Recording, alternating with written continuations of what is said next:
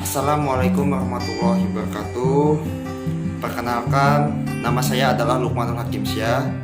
Saya dari mahasiswa Profesi Nurse Universitas Kusuma Husada Surakarta. Di sini saya akan menjelaskan tentang triase, khususnya tentang penilaian triase interhospital.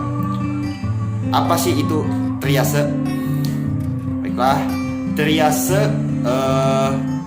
adalah suatu pemilihan kasus di mana pasien datang ke rumah sakit itu akan mendapatkan pertolongan pertama dari kita sebagai tenaga kesehatan di rumah sakit.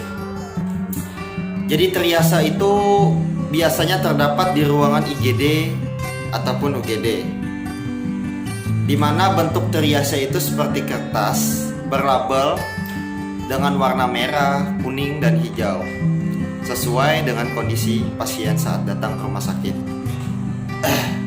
Jadi triase tersebut terdiri dari 3 skala dan menjadi 4 bagian.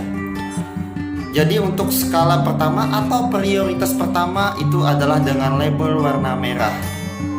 Jadi pasien dengan kondisi gawat dan darurat, contohnya seperti pasien datang ke rumah sakit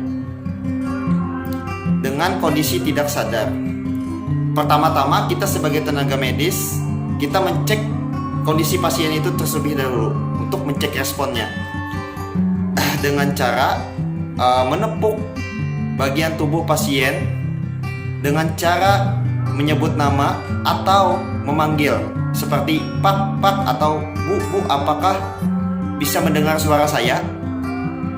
Nah, apabila cara tersebut masih tidak memunculkan respon atau reaksi dari pasien tersebut, maka kita lakukan dengan cara yang selanjutnya, dengan cara kita memberikan rangsangan seperti cubitan dengan skala yang ringan hingga berat. Nah, apabila rangsangan cubit itu tidak memunculkan reaksi dari pasien tersebut, seperti dia masih tidak sadar atau tidak ada respon, maka kita harus cepat memberikan pertolongan dengan sesegera mungkin kepada pasien tersebut, karena dengan kondisi tersebut bisa saja mengancam nyawa dari pasien tersebut, dan pasien dengan keadaan tersebut jatuh pada prioritas utama atau label warna merah. Jadi lanjut kita ke skala kedua atau prioritas kedua dengan label warna kuning. Jadi kondisi pasien dengan keadaan gawat tapi tidak darurat. Pasien datang ke rumah sakit dengan keadaan seperti contohnya pasien mengatakan nyeri pada bagian perutnya, dan pasien tersebut mendislokasi dengan memegang area di bagian perutnya. Nah, di situ kita sebagai tenaga medis tidak mengetahui kenapa perut pasien itu bisa nyeri. Nah, jadi oleh sebab itulah prioritas itu kita beri di label warna kuning, karena kondisi pasien dinyatakan gawat tetapi tidak darurat. Dan yang kita lanjut lagi ke skala nomor 3 atau prioritas nomor 3 dengan label warna hijau. Di sini adalah pasien dengan keadaan tidak gawat dan juga tidak darurat.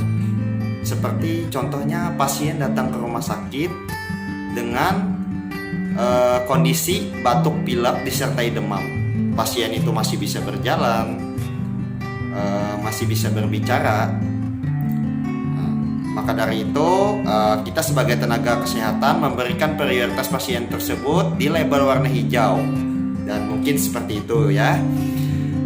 Baik, dari sekian penjelasan yang sudah saya sampaikan, bisa kita tarik kesimpulan bahwa dari ketiga skala tersebut, yaitu yang pertama skala warna merah adalah pasien dengan kondisi gawat dan darurat. Dan untuk prioritas kedua atau skala kedua dengan label warna kuning, pasien dengan keadaan gawat tetapi tidak darurat. Dan yang terakhir adalah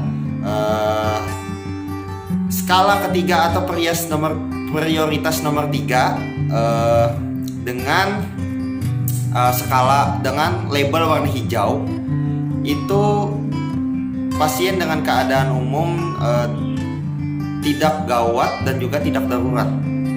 Nah, tapi di sini ada suatu label yang tidak kita masukkan ke dalam skala ataupun prioritas, yaitu dengan label warna hitam, yaitu pasien datang ke rumah sakit dengan keadaan umum.